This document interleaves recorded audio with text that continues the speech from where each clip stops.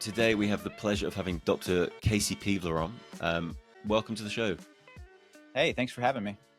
Oh no, it's a real privilege for us. We've been very excited about this one. For those who aren't familiar with your work, I will give you an introduction, and please correct me if I got it wrong, but I'm pretty sure this is pretty accurate. So, Dr. Peavler is a medical doctor who is board certified in internal medicine. Dr. Peavler has specialized training in integrative, functional, and mitochondrial medicine. He practices hospitalist medicine in South Florida and also is the owner and medical director of Integra Functional Internal Medicine. It's super eclectic background. I mean, it's your story. I mean, you're not by no means old at all, but you packed in so much life into your life already, which is really interesting. So, with your work at Integra, who would be the sort of client that would come and what use cases would they come and work with you on? That's a great question, Ben.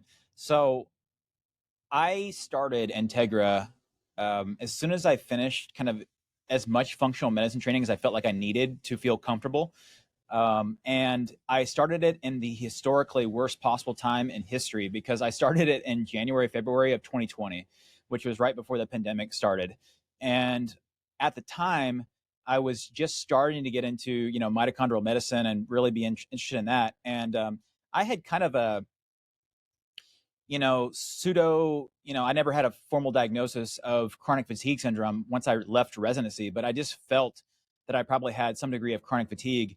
And I was looking for answers. I was looking in every possible place that I could. I was looking at, Ayurvedic medicine or Chinese, Taoist herbalism and looking for the answer. And I felt functional medicine was a step in the right direction. We talk about adrenal, kind of like fatigue type symptoms and mitochondrial dysfunction and so on and so forth. And so I initially got into doing functional medicine thinking that my ideal patient was going to be the chronic fatigue patient, the IBS patient, the irritable bowel syndrome, the fibromyalgia type patient, because these are patients that I would see in a clinic or a hospital setting that were the most marginalized and just kind of like brushed aside. From my experience, like if you have chronic fatigue and if your TSH or your thyroid stimulating hormone is normal, they're either going to say you're getting older, you're depressed, or just deal with it. You know what I mean? And I felt that was really, it was really damaging to those people because they're suffering. They really are suffering. And I think it is a very confusing disorder. And so I kind of got into it from that standpoint. That was kind of my initial ideal patient, kind of the chronic fatigue patient, the patient that was not able to find answers in the conventional system. And I thought that was a good fit for me. And, it kind of stayed the course for a couple of years on that. I kind of delved in a little bit to, diabetes and insulin resistance, obesity, et cetera, as well. But it really wasn't until probably 2023, around August, September timeframe, when my paternal grandfather, who, he's not a spring chicken, he's 90, plus years old, but he presented to the emergency room last August, September with abdominal pain. And he ended up getting a CT of his abdomen and pelvis and was found to have a substantial, primary liver cancer, hepatocellular carcinoma that was essentially engulfing his entire liver. And, I knew that was not a good thing. I never was, I'll just be very frank, I was never really interested in hematology oncology. I was fairly turned off by the profession. I did not like what I saw as I started becoming an attending hospitalist back in 2017 when I graduated residency. And man, some of the stories that I've seen, when I'm the attending physician in the hospital, I'm basically the primary doctor in the hospital, right? So it may be a little bit hyperbole to say that I'm the quarterback, but essentially I'm the quarterback of the team. And I have specialists that are working on the patients on my behalf to try to figure out certain, conditions or performing tests that I can't. If someone comes in with chest pain, I can work up that chest pain. I can order the tests, I can do different things, but I cannot perform a cardiac cath. You don't want me putting a wire in someone's femoral artery or radial artery. I don't have the skills to do that. So I consult cardiology to do those. Or if someone comes in with a life-threatening gastrointestinal bleed, I'm not going to be putting an endoscope down someone's throat or, the other direction. So you consult gastroenterology or whatnot. So that's kind of the way it works in the hospital. And I had the ability to work in about, roughly 20 different hospitals all over the country. I was a locum tenens physician, kind of a gun for hire. I would go to different states every week, essentially to different hospitals, kind of in rural areas that were underserved and needed someone to come in and help. So that's what I did for 6.5 years. And I, I have my own, kind of horror stories of things that I saw, basically like how cancer patients were being treated. So I had kind of almost a disdain really for oncology. I hate to say it, not that oncologists, I don't hate anybody personally by all means, but the practice of oncology, I'm not a huge proponent of or fan of in a conventional sense. So I just kind of like arm's length, put up a wall for me with that. But when my grandpa got diagnosed with cancer, you know, and I had other people in my family who's got cancer, so it wasn't like the only, firsthand occurrence that I had with cancer. But for whatever reason, like things just started coming into place for me. Like it felt like kind of like the wool was taking over my eyes, and I was in the process of taking a full-time job down here in South Florida, like my first real job, like where I wasn't a gun for hire and traveling all over the country. Like I was really gonna, settle down and work close to home and stuff like that. And I just started seeing, all of these, it sounds kind of like weird just for me to say it because I'm only 39 years old, but like kids, you know, 20-year-olds, 30-year-olds, early 40-year-olds, people with like metastatic cancer. And I'm like, what is going on? You know what I mean? Like, what is happening? Like, this is not the way it should be, like, yeah, maybe my grandpa who's 90 years old, he has metastatic cancer. Like that's kind of to be expected, it's not ideal. And, but we all have to go somehow. Right. But these kids, you know what I mean? Like, and I was like, what is going on? And I just felt like my eyes were open. And I somehow stepped, I'd already known about Thomas Seyfried. I'm a podcast junkie also. You know what I mean? I listen to I listen to audiobooks and I listen to podcasts. That's my thing. I'm driving or I'm flying or whatever I'm doing. I like to learn. So I was aware of Thomas Seyfried back even in like 2018, 2019 timeframe. But I didn't really dive into his work, and so somehow he came across my feed again on on YouTube. I started getting into his stuff again, and I really went down a deep dive, and I was able to connect some dots that I was able to, take some of Jack Kruse, some of the mitochondrial, biology that I'm really personally interested in, and dovetail that into the metabolic theory of cancer. And I was able to connect a lot of dots between like mitochondrial heteroplasmy and the Warburg effect. And I kind of fell into it, if you want me to be honest with you. And I just kind of kept going down like different rabbit holes, and I'm still going down rabbit holes. As a matter of fact, a rabbit hole that I just went down was after I watched your podcast with Thomas Seeger, the PhD owner of Morozgo Forge, and he was talking about cold water immersion for cancer. I was like, wow, I had no idea. And I'm a big proponent, of Jack Kruse, and I know about cold water immersion and cold thermogenesis and its effect on mitochondrial crystal formation and super complex formation. So I had like a piece of the literature already like solidified, like on my radar, you know what I mean? But I had no idea that there was an effect on cancer. So I went down that rabbit hole and I was like blown away, you know what I mean? So yeah, man, it's just, there's too much to learn and there's too many areas of science to be facile with. And it's almost overwhelming really. But I'm a voracious learner, and I want to help people be healthy. I don't want to see 20 and 30 and 40 year olds. Not that I want to see 70, 80 and 90 year olds with cancer or severe diseases, but I just don't want to see people suffer. I hate seeing people suffer, especially unnecessarily suffering. I really hate that. Definitely. Well, what I think is really important about your approach and how you go about your work is you're not a siloed thinker. So you're not a specialist in one very, very siloed thing. You look at the woods as opposed to getting stuck on the trees, right? And I think it's only when you have that broad perspective can you see where there's merit. I mean, talking about cancer specifically, you can assess where there's merit in standard of care, assess where there's merit in cold therapy for cancer, and you can take this whole thing holistically and stack things that could work towards a common goal, as opposed to being siloed. You miss things. So before we get into these different things you can do and the things you work with patients on at Integra, can you just explain to people briefly the somatic theory of cancer, why maybe it's not so relevant these days, or maybe why it's being questioned these days, and then where are we at with the mitochondrial theory of cancer? Sure.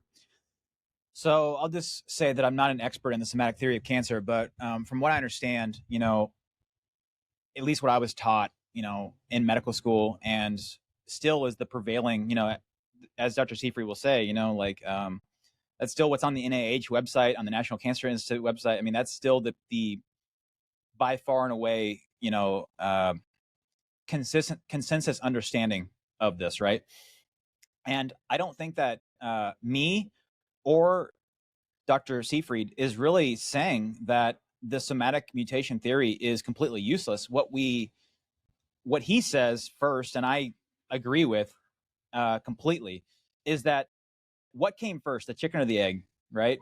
And there's no doubt that there are mutations, nuclear genetic mutations in cancer. There's like no question whatsoever, right?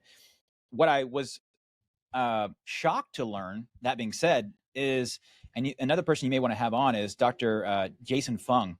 I listened to one of his podcasts recently, and I did not realize this until just not too long ago, but a single tumor can have upwards of 10,000 different mutations.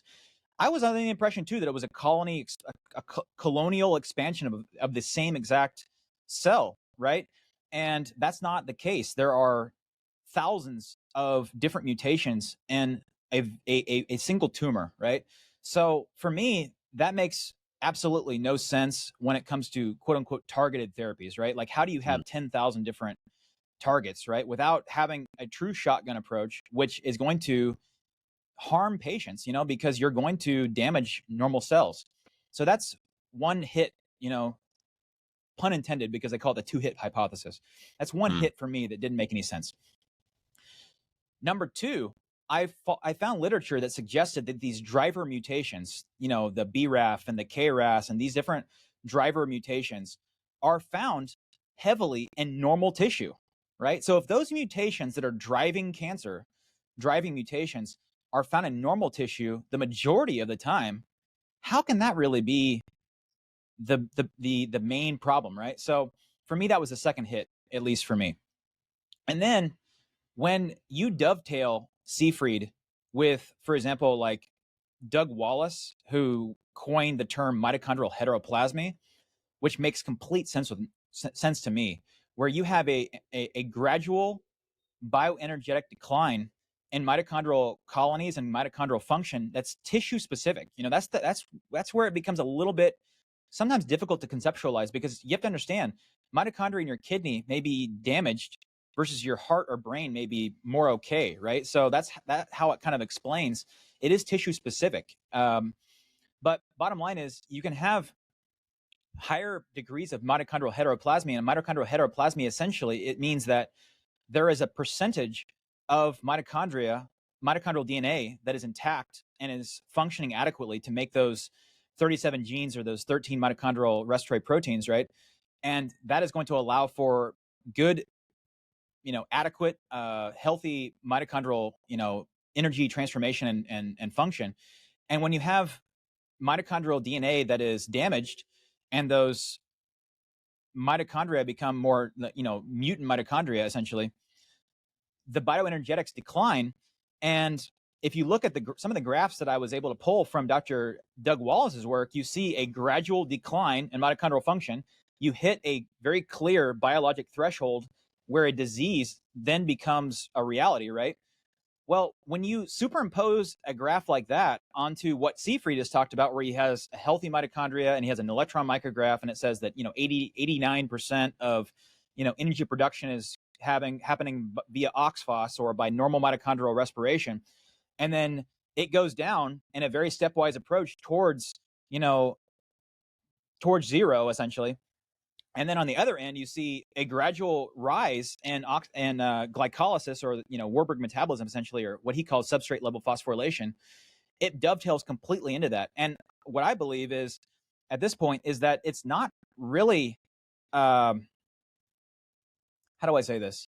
It's not that cancer is not pathology. It is. Obviously, it's not working in the best interest of the host, right? But it's like, it really isn't a necessity, because it's like, well, look, I can't produce energy like I'm supposed to with oxphos and stay alive. So the only option I really have is to like ramp up glycolysis and this, Warburg type metabolism in order to function and stay alive. So it's kind of a survival mechanism. And it kind of says, the host be darned, essentially, and I'm going to stay alive regardless. And that is where the problems rise, because once you get on the path of excess glycolysis and ramp up, glucose, uptake ports and glycolysis enzymes and, lactate dehydrogenase, and you start creating a bunch more lactate, that's when the problem really begins to snowball. And what I see, at least from my, perspective, is that cancer is a series of vicious snowballs that happen with utilizing normal physiologic things. HIF1 alpha is likely at least the main driver in my eyes of cancer and the Warburg effect. But if we didn't have HIF1 alpha, like, we would be dead, right? Like, if we were exposed to any degree of hypoxia or pseudohypoxia, like, we could not survive. So obviously it's one of those things where, like, it's not all bad, you know what I mean? But when it's hijacked, it's terrible, you know what I mean? And so I think that's where a big disconnect is. And one thing that I kind of am bothered by, and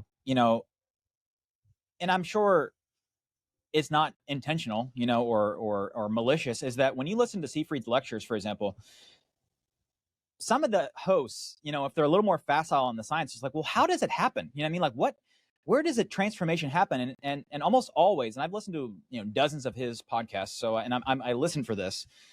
How does the transformation happen? And he'll say, well, it's chronic hypoxia. And I ask myself as a clinician, knowing about, for the most part, respiratory physiology. I'm not a pulmonologist, and I'm not a, dive expert or anything like that. I know in physiology for the, and for most humans, at sea level, we're not exposed to high levels of chronic hypoxia. Now, you can, right, if you have sleep apnea, and you're hypoxic chronically at night, because you have airway obstruction, because of your obesity or whatnot, or central sleep apnea, and you have chronic hypoxia at night, that's probably one of the areas where, like, okay, I can get on board with. But what I think is a much bigger deal is this idea of pseudohypoxia. And I first learned about pseudohypoxia through Dr. Cruz when he was quoting a 2013 paper from, God, I'm blanking on his name now. The guy who's like big into NAD. I can't think of his name. Near Bazali, but it was a paper on David Sinclair. Who is it? David Sinclair. Near David Bazali, Sinclair. And this is, and Dr. Cruz always says, this is the only paper that I like of Dr. Sinclair, right? The rest of his papers are garbage. I can't comment on that, but that's what he always says. And it makes me chuckle every time I hear that. But that's when I learned about this idea of pseudohypoxia. And for me, pseudohypoxia completely like fits in the gaps and understands, right? Because basically what pseudohypoxia is where conditions in the cell mimic hypoxia. And you don't have to have a low oxygen level, it just mimics hypoxia. And that can be something as simple as like vitamin, B1 deficiency, inflammation, or excess reactive oxygen species and oxidative stress. And those are stuff that we see all the time in patients, right? So that for me, like really, bridged a lot of the gaps in understanding, like, well, how do we go from this normal cell, right, to this, clearly malfunctioning from both a genetic and metabolic standpoint? And that's kind of what I was able to surmise at this point in my understanding, at least. Lovely. So the somatic theory of cancer has got a lot of pushback over the last decade, and the emerging theory is the metabolic theory of cancer, which looks at cancer as a disease of the mitochondria. I know you mentioned Dr. Thomas Seyfried in a little bit, and the Warburg effects. Just for the listener listeners who aren't familiar, Dr. Thomas Seyfried is I guess, the modern day pioneer of the metabolic theory of cancer. He's literally written the book on the metabolic theory of cancer. But the Warburg effect goes back to the maybe 30s or 20s, with a guy called Otto Warburg, who discovered, he actually won the Nobel Prize twice, but not for this. He discovered that cancer cells have a Warburg type phenotype. Correct me if I'm wrong, and it means they use energy differently to normal cells, i.e., they use glucose and glutamine. It's more complicated than that, but simplifying it, those are the two main fuel systems or sources that a cancer cell can use. With that, and with if that is being true, how does that change how we go about treating cancer? Well, it changes it absolutely. I mean, it's like a 180. I mean, right now, there are kind of, and I don't want to like overstep my knowledge here, because there's a bunch of new drugs that are coming out, especially like targeted immunotherapies and stuff like that, that I don't know every single one of those. I'll just be very frank with you. But in general, we, as conventional doctors, are treating rapidly dividing cells. Okay, we're trying to either input a anti-metabolite into their DNA replication process. We're trying to block microtubule formation so mitosis cannot happen. We're trying to target cells that are rapidly dividing, because our understanding of the genetic somatic mutation of cancer is that these cells are brainless. They have no, they just rapidly divide out of control. So if we stop the rapid division, then we're good, right? So that's what basically chemotherapy does, is it stops rapid cell division.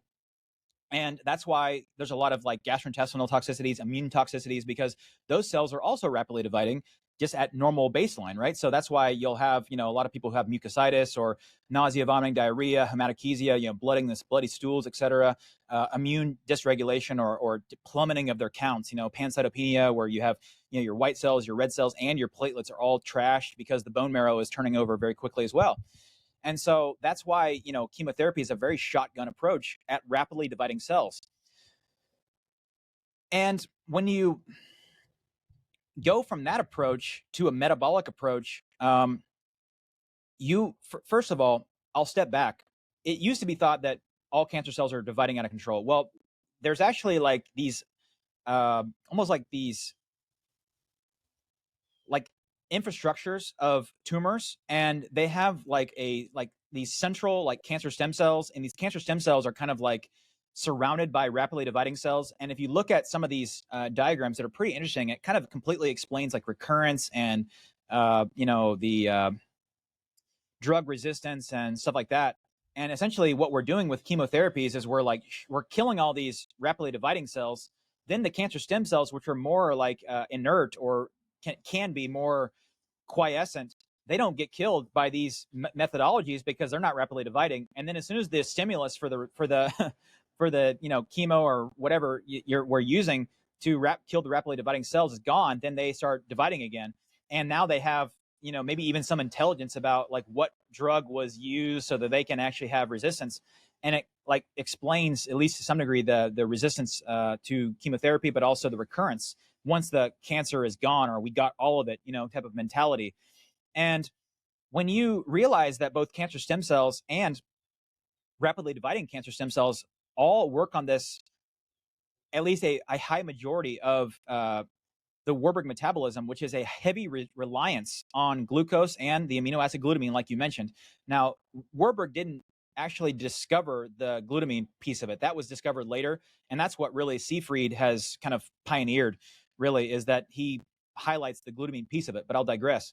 So when you realize that both the cancer stem cells and the rapidly dividing cells require these two fuel sources, and from a larger macro view, that all cancer subtypes, whether it be an epithelial cancer, whether it be a gastric cancer, whether it be a lung cancer, whether it be a brain GBM cancer, all use this, have these conserved mechanisms as well. The entire somatic theory becomes, I don't want to say useless, but it kind of becomes like pretty darn useless, because now, do I need genetic subtyping? Do I need like all these like, gene products? Like people, when they come to me, a lot of times they come to me with these like gene mapping, things of the tumor. And it's really neat. You know what I mean? I have to like marvel at how cool it is. And it'll kind of tell you like what chemotherapy or what nutraceutical, is like most, strongly going to work from an anti-cancer perspective, from a chemotherapeutic perspective, because of these gene mutations. Really cool. Liquid biopsies, et cetera. And I'm starting to see that in clinical practice. I'll read the hematology oncology notes, outpatient notes in our EMR system, and they're doing the same thing. They're looking at, you're kind of like always looking at the new genetic subtypes and what's kind of dominant.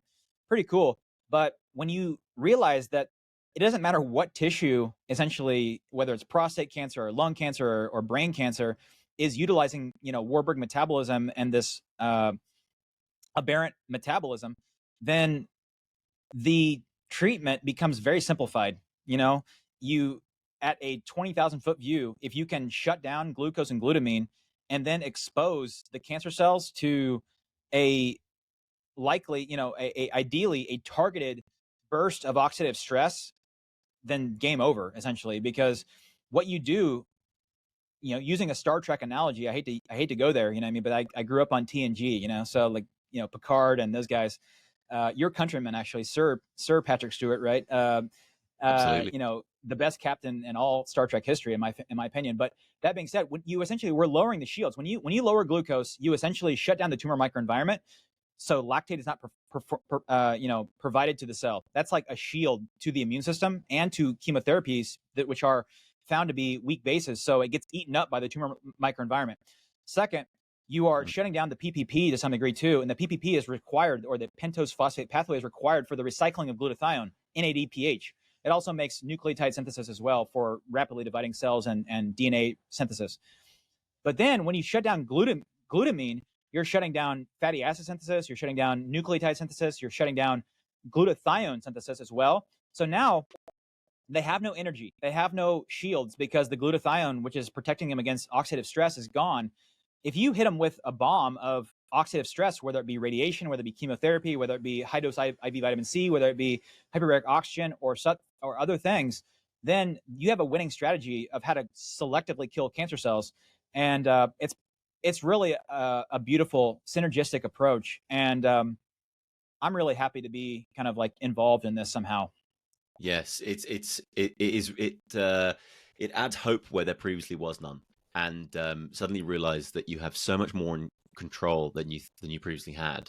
It's really quite empowering, and the whole mindset completely shifts to, I have no agency over this. I'm out of control. This is happening to me. To, I have so much control over this.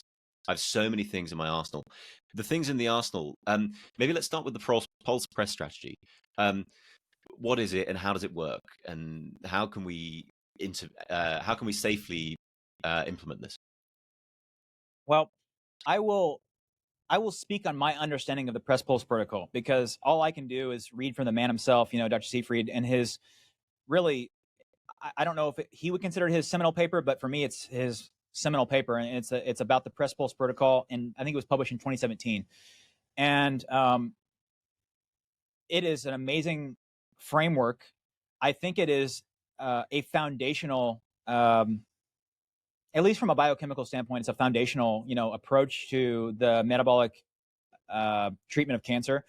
And essentially, I wish I had the graph, because I love pictures, because it makes a lot more sense. That's why I like to use a lot of graphs in my podcast, because I find that I learn a lot better with pictures. But essentially, if you can imagine, there are things that are constants, and there are things that are not constants in his protocol, right? So the constants, if you look at the classic picture of the press pulse, is a KDR, right, which stands for ketogenic diet restricted, or calorie restricted, and exogenous ketones. That's a constant throughout his entire process. Hmm. Right below that on the graph is it says stress reduction. Again, this is his ideation, or ideation of press pulse. I have personally taken it quite a bit further than this in my own idea of it, because I think that there's a lot to be added. But I'll stick with what he designed. Stress reduction, continuous. Why is that important? Well, stress, cortisol, catecholamines, they can raise your blood sugar without eating, and what people don't realize is that although we would die without, cortisol and catecholamines, people with Addison's disease, they crash, adrenal crisis, right? We can't not have them. But when you have them in excess, that's going to be problematic for a cancer patient in particular, right? And so stress reduction, well, stresses can come from literally anywhere, right? It doesn't have to be like I'm being, cut off on the highway and nearly killed, with my family in the back. It can be job stresses. It can be light stresses. Blue light can, artificial blue light can raise your blood glucose without even eating, so it's any stressor on the body that raises cortisol. And so that's a constant. And then further down on the graph, he'll have the inhibition of glucose, the inhibition of glutamine, and then HBOT, or hyperbaric oxygen. And that is where he has the pulse, right? He'll pulse in those things because essentially the thought is, and it's true, that we can, although I don't think it's sustainable long term, we can likely survive in a state of therapeutic ketosis for long, long periods of time. It may be miserable for some people to eat such a high fat diet, or unsustainable. But the bottom line is we can physically do it. Our healthy mitochondria can take the beta oxidation and ketogenic amino acids and ketones, and we can run the electron transport chain of normal healthy cells with those, substrates to make energy just fine. However, cancer cells cannot, right? So that's one way that we leverage this conserved metabolic phenotype of cancer is we can lower radically glucose. Now, one of the things that bothers me, again, I'm not picking on Dr. Seyfried because I think he's great. I think he's a pioneer and I think he's brilliant. But one of the things that bothers me is if you dig into the papers where he talks about the press pulse, they don't believe, and this is news to me. Like if you listen to a lot of his podcasts, you would think, at least my understanding of what I understand from listening to his podcast, is that you think it's just the lack of glucose that's actually where the benefit's at. Well, in the papers, if you get into the fine print, it says their actual belief is that it's the lowering of insulin and it's the raising of ketones where the major benefit's at. That is a little known point, and I'll digress off of that. But so when you're in ketosis, you're putting yourself in a state of essentially maiming, to some degree, or at least shutting down the rapid growth of cancer, right? But that doesn't necessarily kill them, right? And that's where I think a lot of people, like other people before Seyfried came on the scene, was like, well, I'm just going to go on a ketogenic diet and I'm going to be healed of cancer. Well, there are plenty of people who are on ketogenic diets, even therapeutic ketogenic diets, that don't heal from cancer, right? So there's more to it than just that. So where he said, and like I said, you can shut down glucose for a long period of time, but what you cannot shut down is the other end of it, is glutamine. Okay, L-glutamine is a non-essential amino acid, which means that your body can actually create it, okay, from scratch. Your body can make it. You don't need to take it in from the diet, but it does perform essential processes, which means that it's kind of a little bit confusing, right? You think, well, it's non-essential, like I don't need it, I can just do without it. No, you need it. It just means you can make it, right? And it's the most abundant amino acid in the bloodstream, and it has a lot of important jobs. I don't propose to know all of the jobs that glutamine has, but it's incredibly important for the gut, which is why people take it for like leaky gut syndrome and gut, things that functional medicine doctors do. And I get a lot of questions. Well, God, doctor, like if I'm on this leaky gut syndrome protocol with my functional medicine or integrative medicine doctor put me on glutamine, am I harming myself? And the answer is, if you don't have cancer, probably not. But I don't know for a fact. I'm not God. I don't propose to know everything, but probably not. But if I had cancer, would I want to be on an L-glutamine supplement? No. And as a matter of fact, we're trying to do the opposite of that, right? And so you can't shut down glutamine synthesis or utilization for long periods of time, because your gut and your immune system is going to feel it. Okay. And that's why when they look at studies of things like, what is talked about a lot is DAWN, the 6-diazo 5-oxo L-norleucine, that, chemical that is, talked about a lot in these metabolic therapy circles. When you look at studies that were done on those medications, what are the side effects? Nausea, vomiting, diarrhea, hematochezia, things that are affecting the GI tract, because that's where the rapidly dividing cells are happening, and you're upsetting that process. You're also probably going to have, some degree, or at least it was hypothesized you'd have some degree of immune dysfunction as well. That may or may not be true, looking at the most recent studies, which is kind of interesting. It's like a paradoxical immune boosting response from glutamine inhibition. But that being said, so we can't just shut down your glutamine forever. That's why there's the pulses of that, because you want to basically pulse it, maim the cancer, lower the shields, hit it with and then hit it with HBOT or whatever your, soup du jour is with, a oxidative stressor. Let the body recover, the immune system, the gut, etc. Hit it again, recover, hit it again, recover. So that is the kind of like my understanding. And if I'm wrong, Seafried is welcome to correct me. I'm happy to learn what I'm missing. But that's my understanding of the press pulse as it was iterated by Dr. Seafried in that 2017 paper. Yes. Okay. So if I've heard you correctly, so the press is a continuous state of clinical ketosis. So the Correct. blood concentration of the ketone body, beta-hydroxybutyrate, would be elevated significantly. With exogenous ketones. That's a big one. With exogenous ketones. Yeah, I guess a good point. Yeah, because we're aiming for a GKI, right? And that may or may not be possible with the diet alone. For a lot of people, it's not. And so by adding in the exogenous ketones, that pretty much guarantees you're going to hit a certain GKI with tweaking. Yes. I think where people go wrong with this is they take exogenous ketones and it takes a little bit of time for your body to get used to them, I think. And they think, 1 or 2 days, I can't stomach this. It's not going to work. You do get, your body does get used to it and it does get more palatable. And if you do testing of your blood concentration of ketones over a week with just the ketogenic diet, you can't get nearly as high levels of ketones in the blood without exogenous ketones. So yeah, that's a good point. So ketogenic diet, exogenous ketones, and then you've got these pulses, which you can't do every day because they, can wreak havoc on your GI system and your immune system. So you sort of intermittently pulse them, if I've heard you right? That's what I would say is his iteration of it. That's what I would say. Okay. And where does your iteration slightly expand on it or differ? Well, this is a huge gray area. Just to be very frank, this is the edge of science. There is not a lot of data to support some of these protocols. And I'm hoping, because I keep hearing it, that the actual press pulse is like in peer review and it's going to be coming any day now. And I wait for it because I can't wait to see it. Right? I want to know just as much as anybody else. Well, probably not as much as like cancer patients want to know, to be fair. That's a little invalidating for them, but I want to know too. Okay. And so I also want to know what they're able to figure out. But if you look at the data, okay, of dosing strategies with DAWN, okay, in particular, DAWN is the most characteristic and poster child for glutamine inhibition, excuse me. There was a 2018 paper that was published, and it was, I think it's probably the best written paper about DAWN. And it's titled like, "Are we DAWN yet?" Dosing and scheduling of this medication.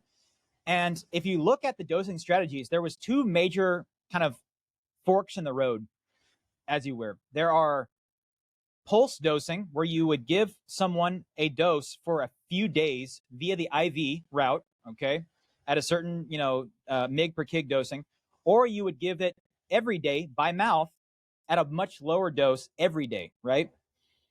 And the results were, for me, a little bit shocking because, of course, I was coming into this thinking that press pulse was going to be the best with the glutamine portion of it. But when it came to actually the endpoint of cancer being, eradicated in these studies, or at least put in remission or whatnot, it was the daily dosing, believe it or not, that was the more effective strategy.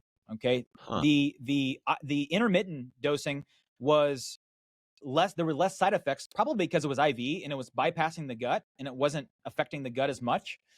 But it wasn't as near as effective in terms of like what the endpoint that we really care about. Like, are you putting the patient in remission, or is the patient like surviving, right?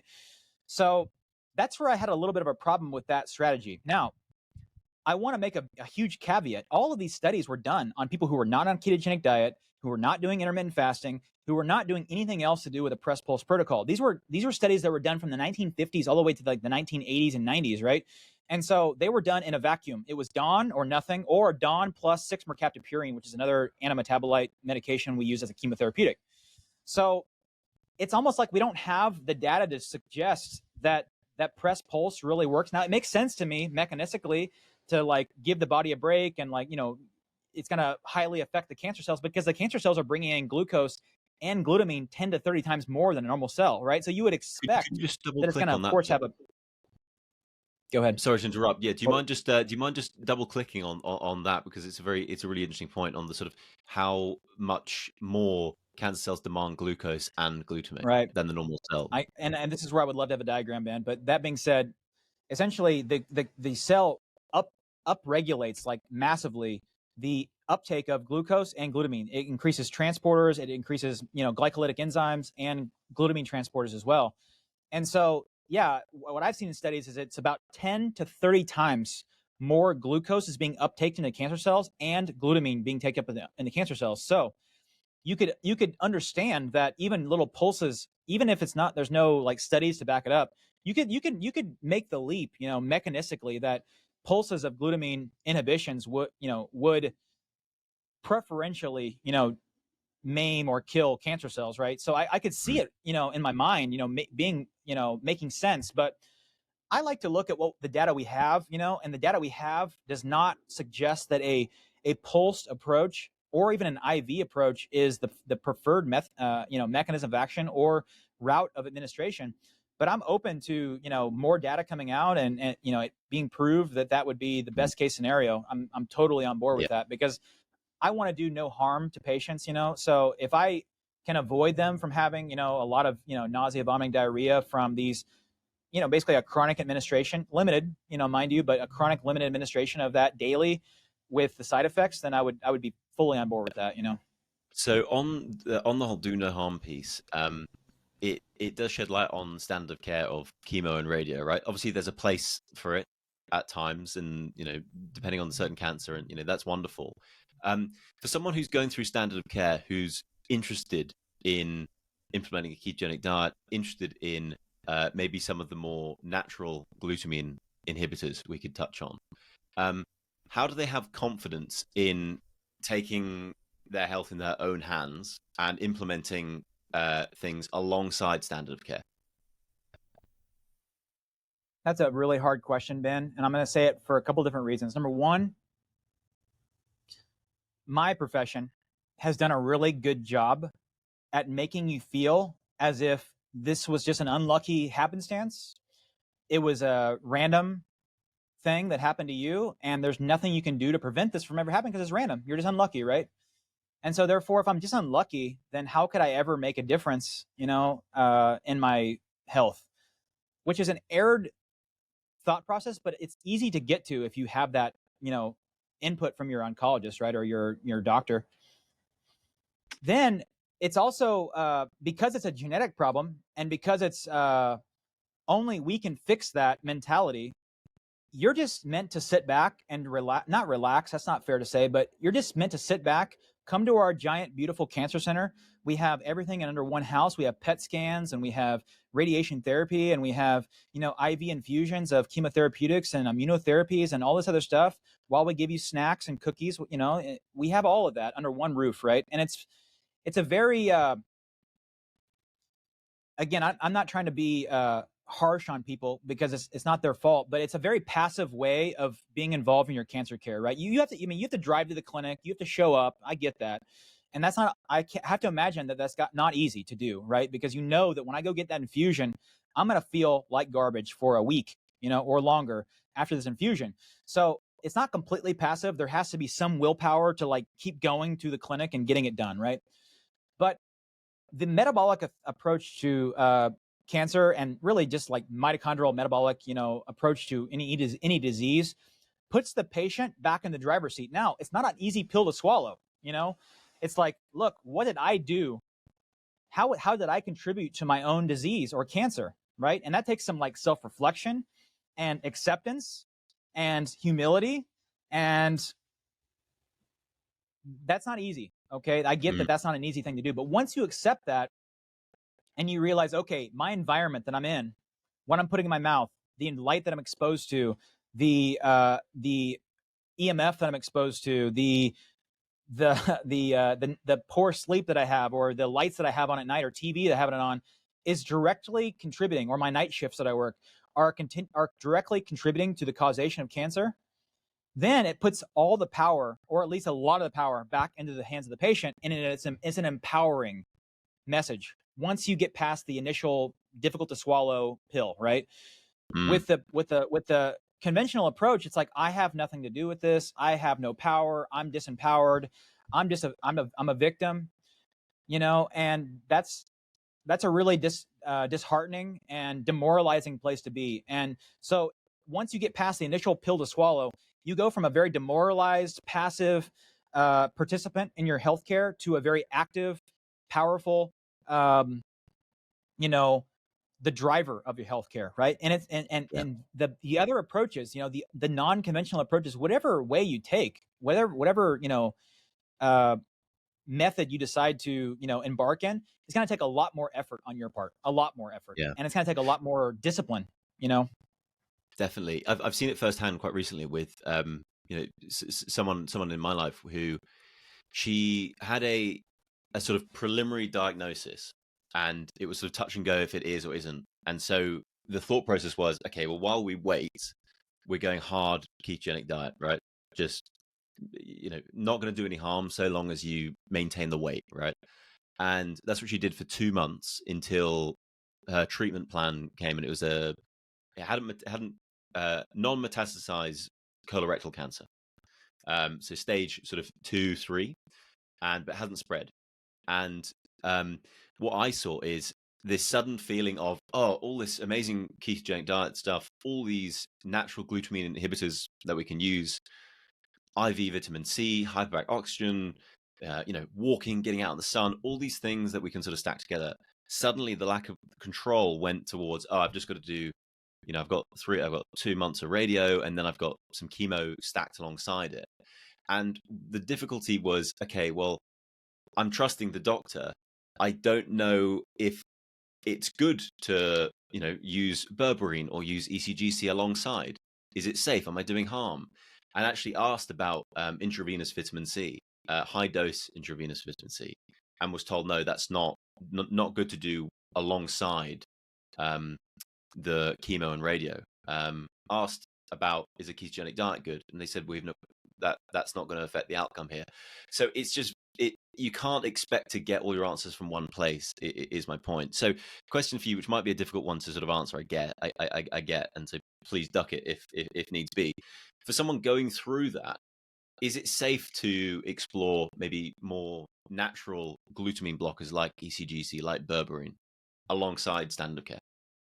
Well, I'm going to have to make a very blanket statement, because no one should be giving medical advice on a podcast or on my, I try my best not to give any medical advice on my YouTube channel either. And trust me, I want to, I want to, because I know that I could use that microphone or that bullhorn to really affect people's lives, right? But I also, I'm a pretty careful clinician. I'm thorough and I'm careful. And I would just say that don't perform any intervention without talking to your doctor first. Now, I also want to make a caveat that you're likely not going to get any help on this journey from a conventional oncologist. I mean, probably 99% of the time you're not going to. And it's really a sad thing, because those are the people who really need to be up on this science and fast on the science. And, unfortunately, doctors are notorious for this, is that if they didn't learn it in medical school, it doesn't exist or it's not important. And unfortunately, we're so siloed, like rheumatology isn't connected to, cardiology or oncology, even though the chronic inflammation of this, lupus is completely, damaging the vessels of the cardiovascular system, or completely setting you up for cancer later on, right? Like, they're completely connected, right? Or even like psychiatry and the stressors and mental illness, is clearly like leading to inflammation and oxidative stress, which then leads to systemic, disease in the body, right? There is no vacuum. But the problem is, in our siloed medical system, we learn what we learn, and we stick with our guns, and we stick with what we understand, which is completely anti-scientific, but I'll digress. So one of my favorite sayings, it's harsh to hear it when it's talking about you, but is that you can't buy bread from a hardware store. So you are not going to be able to find the information you're looking for from someone who doesn't have that to give, right? And when you compound, stubbornness and arrogance on top of that, where it's like, well, not only do I not know it, it doesn't even matter. When it does, we know it does.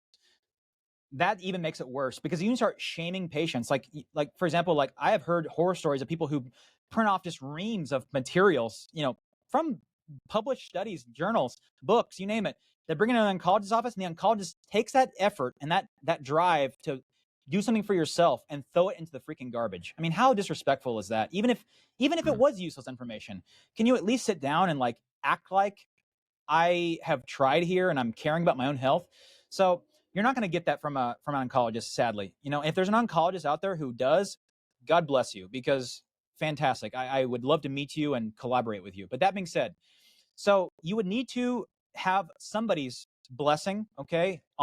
So you need to find a like-minded practitioner, integrative, functional, somebody in your local area to help give you guidance on these things, okay? That's a blanket statement I have to make, because that's just what's safe. Because what Dr. Cruz says, context is king, right? So you're right. Like you said, like I think the classic thing is that in Seyfried's work, it's ketogenic diet restricted, right? That's calorie restricted. If you're a cachectic 90-pound bones cancer patient, then you're probably not going to want to do week-long fasts and a calorie-restricted diet. You know what I mean? That's probably going to be more harm than good. So context is everything. And so a lot of these things are, crazy safe. Berberine, curcumin, quercetin. These things are likely safe for most people, but it needs to be talked about, with your like-minded, supportive doctor locally, so you can have a game plan that makes sense. You know what I mean? That's what I would say about it. I hope that That's a good answer. isn't too general, but that's really how it should be done. It really should be. No, and that's it's an important message, I think. In the world of easy information, you have to appreciate who's giving that information. How do they get to that opinion? What work have they done to have the opinion, or they're regurgitating something out of context, right? And I hope it goes to saying, I'm not a medical doctor at all, and we don't want to be giving or prescribing anything on the podcast. It's just general information, so you can go away and read the books and read these papers you reference. And I think the larger theme that I got from your channel as well is you got to have agency over your health. Your health is not to be outsourced, right? It's your responsibility. You have to. And same with your education as well. So with that in mind, though, with regards to sunlight and vitamin D, specifically to cancer, what is the biggest misconception when it comes to our relationship we have with the sun around cancer?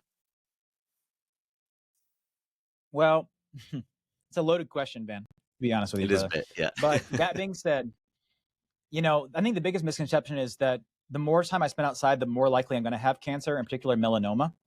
I think that's one of the biggest misconceptions. And as a matter of fact, when you look at meta-analyses, when it comes to, chronic, safe sun exposure, which means you're not burning yourself to a French fry or a crisp, right? Your incidence of melanoma is actually decreased pretty significantly. And your Breslow thickness scores and, kind of prognostic features of melanoma are all improved the higher your vitamin D level is. And, for those who don't know, vitamin D is converted from dehydrocholesterol, 7-dehydrocholesterol, with the non-enzymatic transformation of UVB sunlight. So that is somewhere between 280, 90, up to about 320 nanometers. That's UVB, right? And so if the more, and that's just melanoma, that's the biggest one that people are scared of. If you actually dig into the literature, almost every single cancer is associated with low vitamin D. And if you look at people who have the most sun exposure, they had the lowest amount of cancer overall, right? And, I did a whole video on this. And also, if you don't know of Max Goldhain, he's also excellent about explaining these kind of things. He's a doctor out of Australia. Excellent. He's a student of Dr. Cruz's, and he's excellent. I would hook up with him. But that being said, is the more sun exposure, the better, really, without burning. And it doesn't, we used to think it was only the vitamin D, right? Like 25 hydroxy vitamin D that gets converted to 125 hydroxy vitamin D that had the biologic effect. That's why they call it activated vitamin D. Well, that's also a misconception, right? Because there are like dozens of these D3 and L3 metabolites that also have like potent antioxidant, anti-cancer, immune stimulating, benefits. But like that's even a vacuum, because then you're looking at melatonin production, melanin production, alpha, beta, gamma, MSH, beta endorphin, the whole entire POMC, cleavage product gene. There are innumerable benefits to being outside in the sun. So if you have all these innumerable benefits, you have UVA receptors, the neuropsin receptor, and you have all these things that you're built to have when exposed to the sunlight, then how can it really be bad? You know what I mean? Now, if you are, from the 50th latitude and like white as a sheet or white as a ghost, and you're going to go to, let's say, the equator, and you're going to go lay outside, naked outside, for days at a time, you're going to do harm. You know what I mean? That's just common sense, right? Don't burn yourself to a crisp. Dr. Cruz and also Gulhane talk about, the idea of the solar callus. And it's an interesting concept, because what you're doing is you're gradually increasing the amount of infrared and UV exposure to where you build yourself up over time to be able to receive more UV. And so, yeah, I mean, I think that those are some of the biggest misconceptions, regarding, skin cancer, particularly melanoma. That's the most dangerous one. Now, there is a small increase in basal cell carcinoma and squamous cell carcinoma, which basal cell, for the most part, is not necessarily thought of as a big problem. It can be usually resected. It's usually a locally acting tumor. And squamous cell carcinoma can be a problem. But if you look at the literature, the meta-analysis, the same meta-analyses that showed a lowered incidence of melanoma, it's a very minuscule amount of those cancers when done with chronic low-level sun exposure. And the amount of benefit you're getting from a host of other conditions, whether it be cardiovascular disease, dementia, heart failure, to depression, autoimmune diseases like rheumatoid arthritis and SLE and lupus, as well as a host of cancers that you actually see. One of the other things is that because people are so scared of melanoma, you may think people are just keeling over from melanoma. If you look at the epidemiology, at least in the United States, it is like less than 1% of all cancer deaths, right? But when you look at the cancers that people are actually dying from, like breast, colon, lung, those kind of cancers, those cancers are killing people in droves. I see them in the hospital all the time. And when I check people's vitamin D levels, they're like single digit. You know what I mean? So, right, you got to have some nuance with it. But yeah, that's probably one of the biggest misconceptions about the sun. Okay, well, wonderful answer. Really, that's there's a lot of food for thought there. With regards to treating cancer and preventing cancer, what role does vitamin D play then? Both. It has a lot of role with both the prevention and likely treatment of cancer. Now, what everybody wants to know is, how much do I take, doctor? I mean, this is like the continual question, and I can answer it in my comments literally dozens of times. I don't give dosages. I don't give scheduling. I don't do that on my podcast, because I'm not. My goal is awareness, not treating you as a doctor over YouTube, right?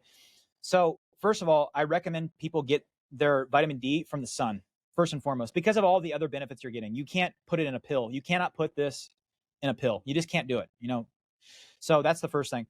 We treat to a level. Generally, for health purposes, we want it between 60 and 80 nanograms per milliliter. And then if you have cancer, again, this is a discussion between you and your doctor. My thought is you want it as high as you can get it without causing significant side effects with hypercalcemia. Now, I'll tell you, I have seen people who have really high levels of vitamin D, not very often, because people are usually deficient, that I don't see hypercalcemia. I'll be honest with you. So I don't know if it's because it's more of a myth than it is a truism, or if they're, taking vitamin K2 and they're making sure it's keeping out of the bloodstream and getting in more into their bones. I can't say with certainty why, but I have not seen people who have really high levels of vitamin D, serum level, this is a 25 hydroxy level of vitamin D, really have significant hypercalcemia. But that is a theoretical problem, and which is why it needs to be tracked by your doctor, which is why it needs to be tracked also your calcium levels by your doctor as well on a regular basis. But we want to treat to an unsupplemented level ideally. Now, that for some people may be freaking impossible, right? If I live in Canada, or if I live, in South Africa, most times of the year, when you're at that latitude, whether you're a south latitude or a high north latitude, you have a significant vitamin D winter. So you cannot get it from the solar exposure. So that means more of a Dr. Cruz type of a mentality. Move to the equator, probably ideal, right? Or the use of artificial UVB and UVA lamps in order to supplement that exposure. Personally, if I had cancer, I would probably want to do the former. I want the sun exposure and I want light stability and circadian biology and all that stuff. If it's impossible, then I would always say probably artificial UV with combination of red and infrared photobiomodulation as a better strategy than pills. Pills for me are like the absolute last case scenario, and it has to get more mechanistic. Number one of the main jobs of vitamin D is to have a robust antioxidant response, so that helps prevent oxidative stress, inflammation, and it also is an activator of autophagy, mitophagy, so that helps prevent cancer from forming to begin with. But then once cancer is actually established, then there's a bunch of anti-cancer benefits. Like I have like a whole, graphic of like dozens of mechanisms, but it does block glucose and glutamine uptake and utilization, which is pretty freaking cool. Yeah, it's such a big rabbit hole, and we don't have time today, but maybe we'll do a part 2 at some point and dive into sort of the photobiomodulation piece. And there's so much sort of dogma just sort of chipping away at the society's relationship with the sun, and the sort of unspoken truth, I guess, is how much time people spend indoors, right, and the consequences to the health. It's everywhere too, Ben. Like my buddy right now is in Costa Rica doing some like low latitude, like trying to heal from some illness right now. And he's in Costa Rica. I think it's probably like the 6th or 7th degree latitude north, in kind of like a rural area in Costa Rica. And people were like, hey, don't you want to put sunscreen on? Don't you want to like protect yourself from the sun? So this is not like a United States thing. This is not an Australia or an England thing. This is a worldwide like fear mongering campaign that has happened over decades that has to be nuanced and fixed, because it's actually causing harm, and excess deaths and morbidity is happening because of those recommendations. There's so many more questions, but time is pressed. To finish, we always end with some quick fire questions, if that's cool. Sure, I'll try to answer them the best I can. Yeah, all good. So the favorite one at the moment, and please take this however you want. Could be a health answer, could be a life answer, however you interpret the question. The question is, what important truth do you believe that very few people agree with you on? The important truth that I would say is that you have way more control over your health than you actually think, like way more. And when you have that mentality and truth kind of soaked into your mind, it's a very empowering message, and it allows you to have a lot more confidence in your health and your health outcomes. Wonderful. And do you have any books you could recommend that sort of shaped how your worldview, or shaped your sort of how you became you? Well, that's a great question, Ben. I don't actually read a lot of books. I'll be honest with you. I do audiobooks because I am in the car a lot and I prefer audiobooks. I do a lot of podcasts. I've been a member of Jack Cruz's site since 2018 and paying member, and listen to his 3-hour marathon webinars every month. And I listen to webinars and podcasts, and then I personally like to go to the source. Once I get an idea stemmed in my brain, I like to go to the source. I like to go to the literature, the medical literature, examine it for myself, and make my own critical examination of that and an analysis of that. And so that's how I've always kind of approached it, because I'm very curious and I want to know, at least if it's known, how it works. So some of my early books that I got into was a book by Dr. Stephen Gundry called The Plant Paradox. That was one of his first books. I thought it was excellent. I don't think he's a smart person. There's no question. I don't think he has it all figured out like he portrays, but I think his book was really good. I think one of Dr. Mercola's books called Keto Fast was good. I thought that was an excellent book. I think Dr. Fung's book, his book on the obesity cure, and I think it's there's a cancer cure book now, and he's got one called the diabetes cure. I think those are all like good books to read from. I have Seyfried's book on my shelf. It's a pretty thick book. That's a pretty good book, but I prefer just to look through the literature and listen to his podcast, to be honest with you, or the podcast he goes on. I also think Gabor Somalier's book, The Deuterium Depletion Therapy, is a good book. And I think it's a very interesting kind of approach to the treatment of cancer, the deuterium depleted therapy, deuterium depleted water. He'd be a great guest to have on. I've seen him do podcasts. Gabor Sommelier, PhD, also Laszlo Boros as well. He's also a deuterium depletion guy as well. So yeah, those are some like, I honest to God, man, I want to learn as much as I can from as many sources as I can, because ultimately I want people well. I don't have a dogma. My dogma changes on a weekly basis, because the more I learn, the more I integrate that into my practice, and I want to, help give people the maximum, ability to heal. Lovely. Well, it's an important message, and I will ask where we can find you, but I do just want to make a particular mention to your YouTube channel, which is at Dr. Casey Peavler, Dr. Casey Peavler, the Functional Medicine Doc. And for a lot of topics we discussed today, you can, and when I say way more detail, I mean way more detail. You can go down all these rabbit holes that we've spoken about today on the YouTube channel. So definitely do check that out. By YouTube, where can we find you and keep up to date with what you're up to? Well, that's funny you asked that, because right now I have kind of a ghosted social media presence. I'm in the process of getting Instagram and Facebook and TikTok and these other things. I don't have it really right now. I'm in the process of setting it up. It's not really a huge part of my life, from a non-doctor point. So I don't really use it. YouTube is really where I really like to be on YouTube. Get a lot of information there and watch podcasts and video podcasts. So that's where I'm mostly at, is YouTube. It's my main kind of outlet of information.